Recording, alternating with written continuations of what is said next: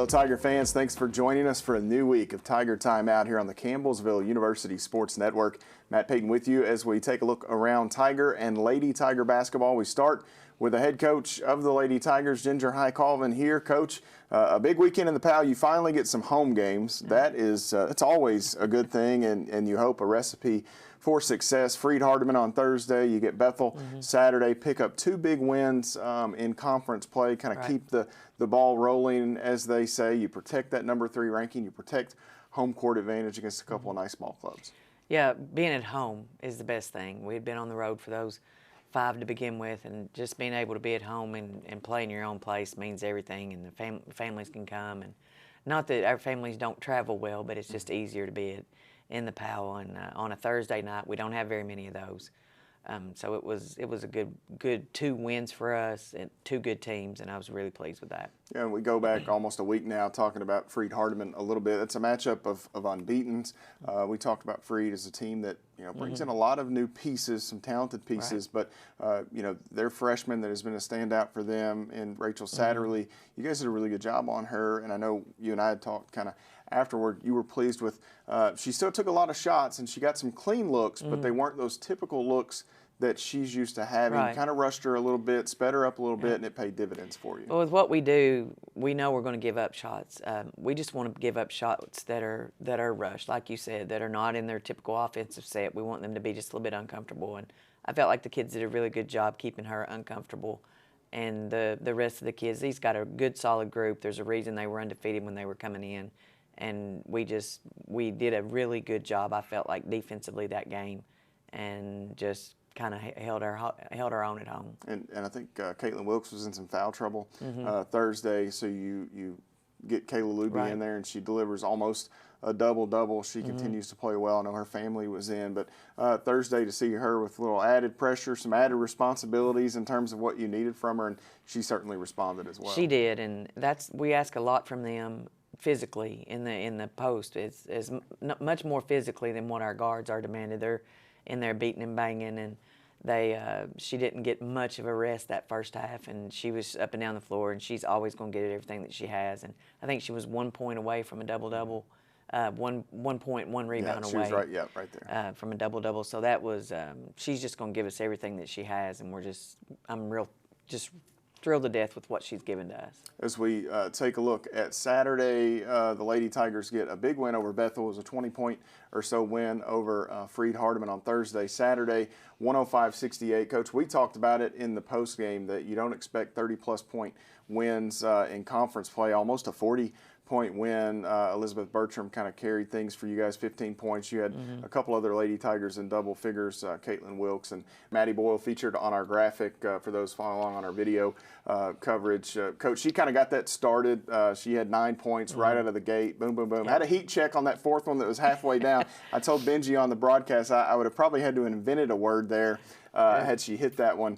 But what's that like as a coach? You're sitting on the sideline, you're watching this thing unfold. You know you can't hit them all. Eventually it's going to run out, but it's so fun to watch and be in that moment. It is, and you always want to get off to a good start. And when she came down and hit those shots, it was great that we were able to get off to that quick of a start. And I credit Maddie for being able to knock those shots down. I also credit Lauren, and I credit Courtney for making the extra pass.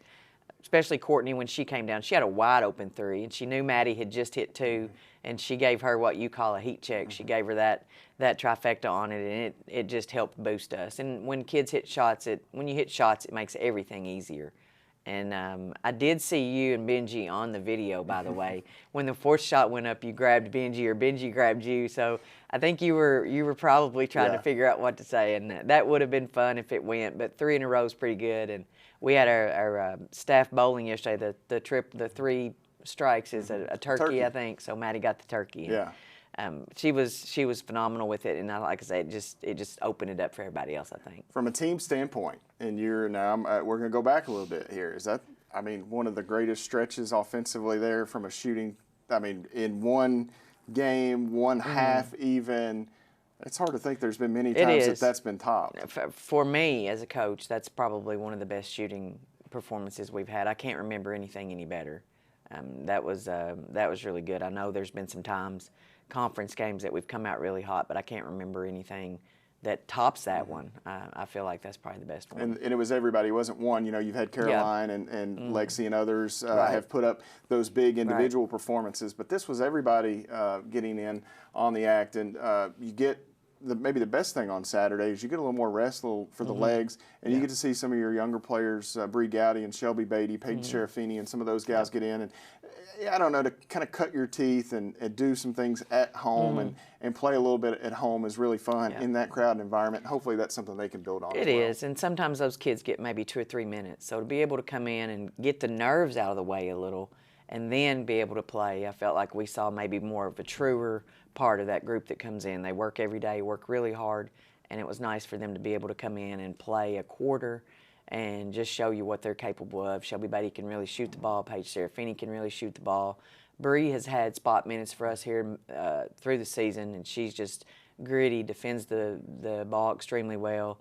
And then we've got Kaylin and Little. We call them Big Paige and Little Paige. So we've got Kaylin that comes in, and she's got a great mid-range, and she's come in and done a great job defensively for us too. We throw those kids out there every day and ask them to compete against the starters, and they do a good job for us. So anytime they can come in and be rewarded for those minutes and play some good minutes, we're happy about it. The Lady Tigers still have a handful of games before we get to the Christmas holiday. We'll step away, come back, and talk with the head coach about a couple of those. They get Cumberlands at home on Thursday. They hit the road for a rivalry matchup with Georgetown College. Stay with us. We'll be right back here on Tiger Timeout. Jason, let's go see your room.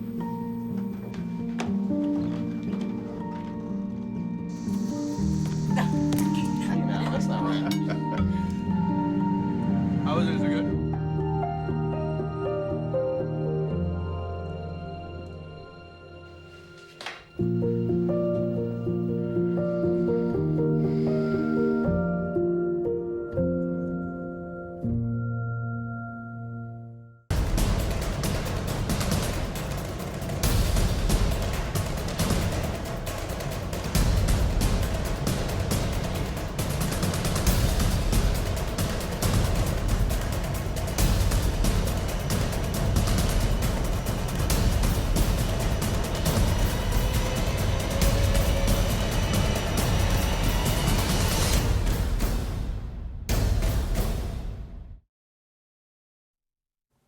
We continue here on Tiger Timeout. Matt Payton with you in the studios here on the Campbellsville University Sports Network. Thanks for joining us as we take a look at the upcoming week for the Lady Tigers. Campbellsville in action Thursday night at home. The Powell Athletic Center will host the University of the Cumberlands. Saturday they'll head on the road to Davis Reed Alumni Gym in Georgetown, Kentucky. And Coach, before we look at these two games, I know you're a junkie, and you've kind of made me a little bit of a junkie on this NAI women's basketball stuff. There's a big one tonight, right about the time that this airs. Initially, a little later, you can catch Dort and Northwestern. That is a matchup of two unbeatens, two top 25 teams. Dort, I think, sitting at 5, Northwestern 16. They're both 10-0. Yeah, that undefeated. Should be a dandy out in Iowa. I think it will be, and that's a basketball state. And every time you say Dort, it just makes me want to shiver a little bit. But they, when we played them last year, and then they made it to the finals, and were finally beaten by Thomas More. We saw how talented they were, and have everybody back except their leading scorer, and they haven't missed a beat. And Northwestern is always just right in there in the mix, so I think it will be a dandy of a game tonight, no doubt. And after you guys get done against Cumberlands Thursday, Westmont and Hope International, also another good one if you go out west. So some really good women's NAI basketball this week. And in the PAL, you got a top 20 matchup, top 25 matchup of your own, number 24. Cumberlands comes in. This is a team that Coach Reeves has been assembling the last few years. They're still really young, but they're starting to kind of put it all together, and that's going to be a big one. They are, a lot like what our kids did. Those kids took that COVID year, and he's got just tremendous scores. They're super quick up and down the floor, and they just play with a lot of intensity. They play with a lot of quickness. Defensively, they get after you, and it'll be a run and gun for sure. And they've got twin girls that we're accustomed to having twins, but they have a good 1-2 punch with those kids. Well, you guys come in tops in the nation in field goal percentage, 3-point percentage, top 5 in points per game.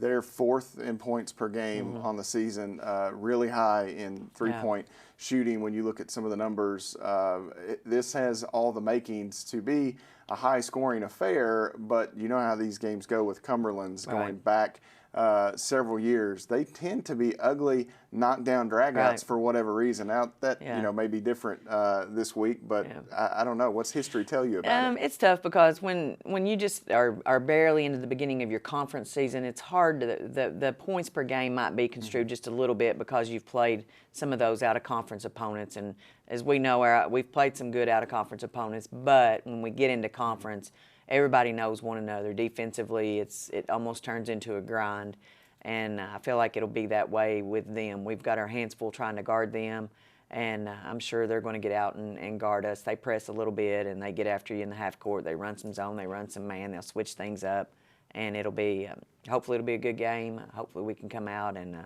and get after them defensively and make some things hard on them. Lady Tigers tip-off 5:30 Eastern time, of course, in the Powell Center on Thursday. Saturday, 1 o'clock Eastern, the start time in Georgetown. Coach, this rivalry goes back, eons, it seems like. Right. Coach Nichols still trying to get his, touch on that program. He's been there for over a year now, and they've played a pretty tough schedule here in the early going. Indiana Wesleyan, Southeastern. I mean, they've played some really, really good basketball They've teams. gotten out and they've played, and he's really transformed those kids into what he wants. And you take a Madison Darnell, who's been a great player for Georgetown, but you watch her play now under his system, and she's just really picked it up a notch. She's up and down the floor quickly. They're all very big. They're not post big, but they're all big, so they can all switch defensively.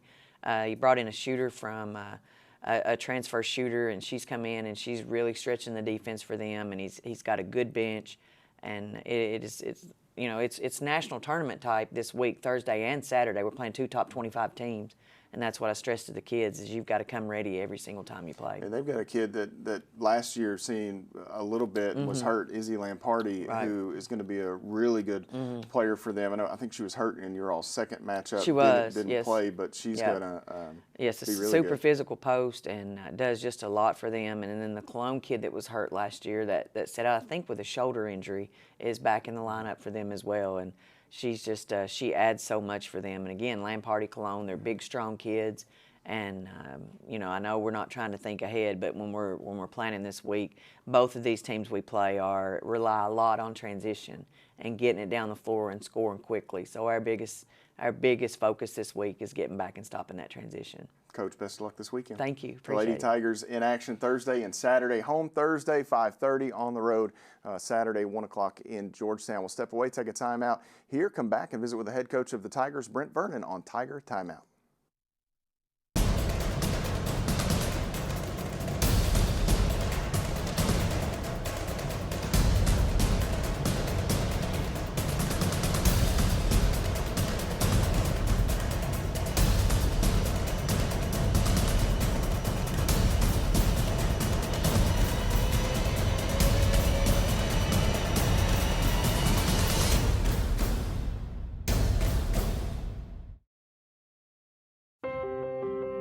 When I first saw a turtle, my heart was full. Now I'm anything but lonely. We had this deep connection, this heart connection. He just wants to be close to you and part of your life. Every day with Turtle is a perfect day. When I'm holding her, it makes me feel calmer. I think everything he does shows how much he loves us. When we adopt a shelter pet, We discover they're a little bit of a lot of things. But they're all pure, Pure love. love.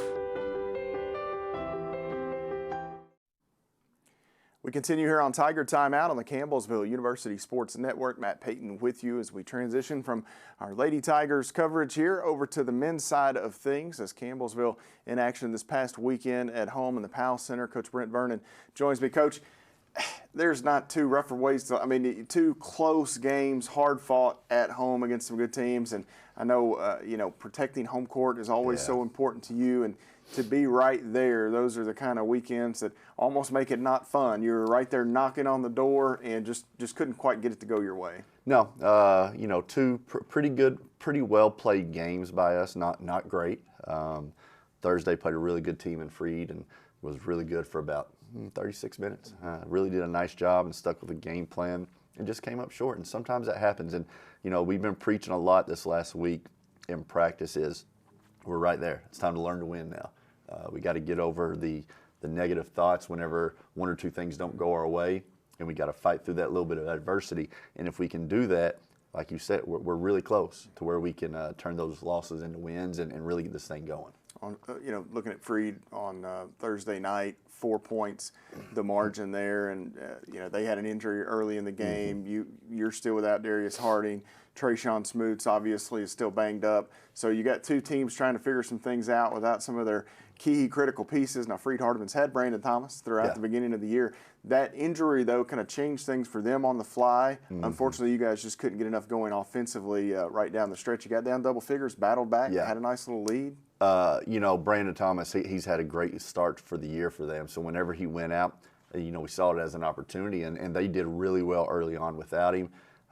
And then we hung in there. We're figuring out our identity, which is a good thing for us. Now we've got to be able to maintain, and whenever we have to take some of our identity out and sub, we have to be able to adjust and continue that momentum that we have. Defensively, I thought we were really good against Freed. You know, took a lead and had a good lead with about 5.5 to go. Then our main piece, you know, Malik had to go out for a few minutes with that fourth foul, and that's something we've got to really work on with him is we need him on the floor. You know, he's a little vulnerable to foul trouble right now, but when he's out there, we are a major plus right now. So we have to find ways to keep him on the floor. I made the decision, obviously, whenever he had 4 fouls with about 5.5 to go, was going to sit him to about the 3-minute mark. 8-point lead shrunk down to 1 or 2, and then at the very end, you know, they just made a few more plays than we did. And, you know, you had an out-of-bounds play, a chance maybe to tie the game the last 20 seconds. And, you know, a lot of times as a coach, especially you look early and you get down, you're trailing different things, having a chance late maybe is all you can ask for. Yeah. And, you know, there you were Thursday night. You had an opportunity, you just didn't get quite what you wanted on that final leg. You know, draw something up out of a timeout, one to get to Malik. You know, again, sometimes those late game situations, you work on them, you look at it, you see it, and it doesn't see in real time as open as it may be. We had a really good position for Malik to get the ball around 5 or 6 feet, didn't get a touch, and then ended up taking a contested, tough shot, tried to get bailed out with a foul, and they didn't call it, which is fine with me late in the game like that. But again, it's just ways that you have to learn from to where the next time you're in that situation, you produce better and come on the other end. You get Bethel on Saturday. It's a Bethel team that had struggled a little bit their last few games. You know, Lindsey Wilson got them pretty good on Thursday night. Maybe one of their better shooting performances on Saturday in the PAL. Another tough, hard-fought 4-point loss. Malik Muhammad with a career-high 21, excuse me, for Campbellsville. Malachi DeSouza posted 17. Jarius Key hit some big shots for you late to give you guys a chance. But you got down early in that game, Coach. Midway through the second half, you start to make that big push, get back in it. And again, even though you played pretty poorly in the first half, you missed Keyston Brown, obviously, with foul trouble. Again, you had a chance late. Yeah, and I think you look at every game right now, we're getting 1 or 2 guys in foul trouble that we don't need. And it's been Malik, and last game, I think Keyston had 2 fouls in basically the first 2 or 3 minutes of the game. So we set him the first half. I'm not big on playing anyone with 2 fouls in that first half. You know, if it were to get a little more out of control, maybe, but it was right around that 8 to 10, and I felt comfortable with that. You know, for us, we do struggle at times scoring, so sometimes a 10-point deficit is more like a 15 or 16, and you've got to be able to produce more stops. But we maintained the first half. Not the way we wanted, but it is what it was. Second half came out, and I really think you saw Keyston really raise our level of play. A lot of energy, being fresh and able to go. We hung around. They made some really difficult shots, some late shot clock shots. We did have some defensive breakdowns in our gap coverage that we shouldn't have had, and that's on us. And we've got to be able to correct that. And then it got to where, you know, one possession game late. Unfortunately, didn't even get to run the play. Had an illegal screen call that, again, it's what it is. 50-50 call late. The officials have a hard job as it is. So they made the call, and we had to move on from it. And then they made free throws late. The Tigers dropped 2 tough ones there at the PAL this weekend. They're back in action Thursday. They get Cumberlands here at home on Thursday evening. The Tigers and Patriots will tip off at 7:30, the conclusion of the women's game there. And then on Saturday, they'll head to Georgetown to take on Georgetown College. So we'll step away, take a timeout, come back and ask the coach his thoughts on those 2 matchups. Stay with us here on Tiger Timeout.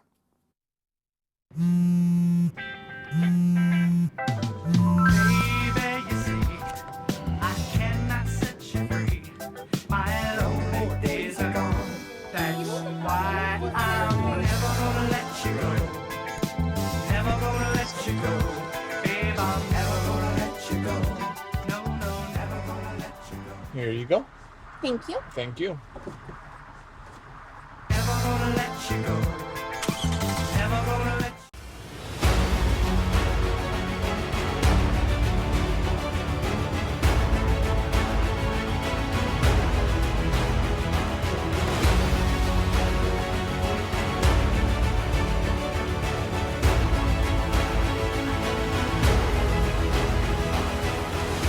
We are champions of character.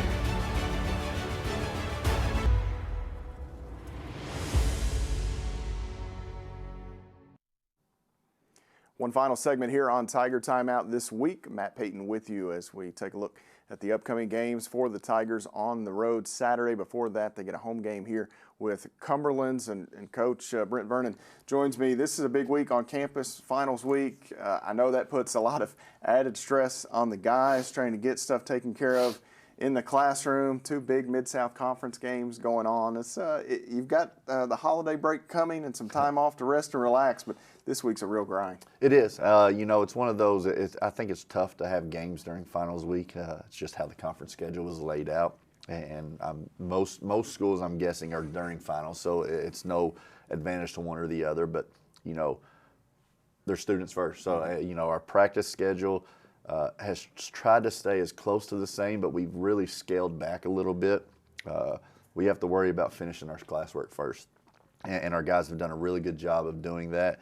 But we're practicing for about an hour, getting as much as we can get done for preparation, and we'll be ready come Thursday. But it's this Thursday and Saturday, 2 of the better teams in our league. We got a tough task ahead of us. Cumberland's a veteran-led club here, Coach. They'll come to the PAL Thursday evening. You guys have seen Jahi Henson for years, Stephen Fitzgerald for years. A couple of those guys, it's a compliment, right? We're happy when they're gone. Good riddance. But here they are, both averaging around 20 points a game, 18 to 20 points a ball game. Fitzgerald may be playing his best basketball as a Cumberlands Patriot. So, looking at that, I know it's a program you've long been familiar with, a lot of familiar faces, but it certainly presents a lot of challenges. It does. They're a 2-headed monster, but what I think about that is it's not just those 2, because they have a lot of complementary pieces behind that. Yeah, I look at their roster, and it's similar to how I envisioned ours being if we had been healthy, because I think we have a lot of guys with Darius and Trayshawn. You throw Malik in there, and Jason, Malachi, and then a lot of really good complementary pieces behind that. I'm going to say those 2 guys demand attention for Cumberland's.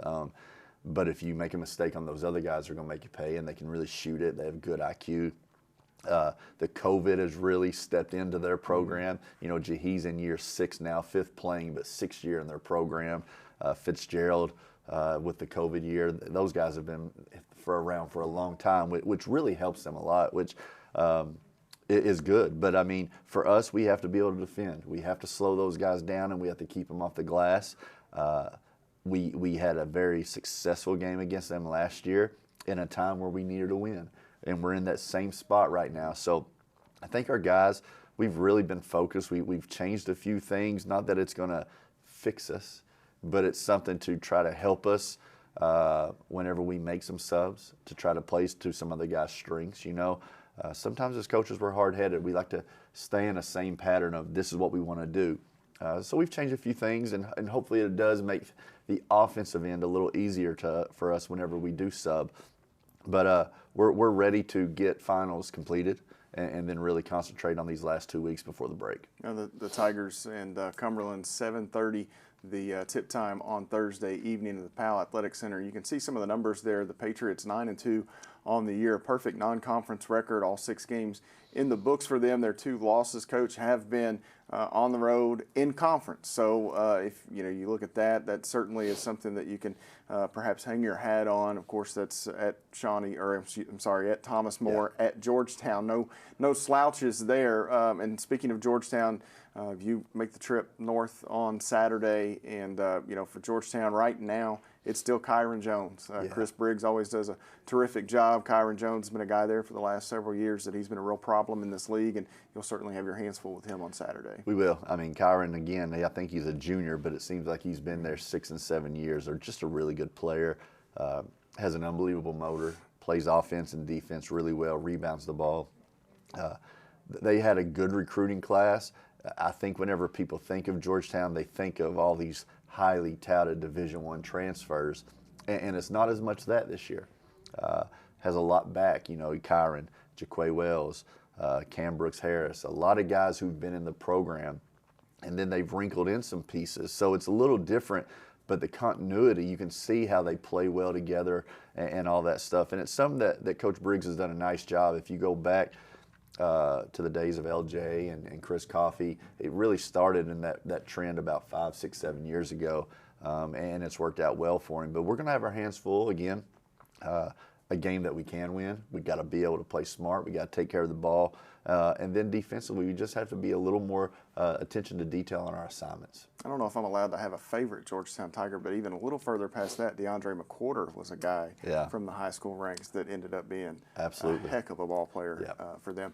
But looking at Georgetown, Coach, and as you get ready to make that trip, they've changed a little bit. They lost Darren Boyd. That's never easy. He transfers out of the program. So they're still searching as well. Not that typical Georgetown where they've had everything, just falling into place at times almost. They're still, I think, trying to maybe figure it out and put it all together, missing that big scorer in Boyd. Yeah, and I think they've got it figured out. I think what it is us coaches on the outside trying to figure them out a little bit, because they have the firepower, but instead of it being Kyron and Boyd, it's now spread out a little bit more. And that makes them maybe as dangerous, if not more dangerous, because we were always concentrated on Darren Boyd and Kyron Jones. And now you got to be able to make sure everybody's got a little more equal opportunity. And so we have to really guard and understand who the shooters are, who the okay shooters are, and who the guys that we're willing to, we're going to let you have one and keep them off the glass, because they do a great job whenever they shoot of pursuing the ball off the rim. Coach, best of luck this weekend. Thanks, Matt. Appreciate it. The Tigers and Lady Tigers take on their 2 oldest rivals dating back this weekend. Cumberlands at home on Thursday, 5:30 and 7:30. Coverage begins at 5:15. And then on Saturday, they take to the road to take on Georgetown College. Coverage beginning at 12:45 for our women's game at 1 o'clock. The Tigers, of course, follow at 3 p.m. A special thank you to Brent Vernon for joining us this week. Also the head coach of Lady Tiger basketball, Ginger High Colvin, Matt Payton. We'll see you next time here on Tiger Timeout.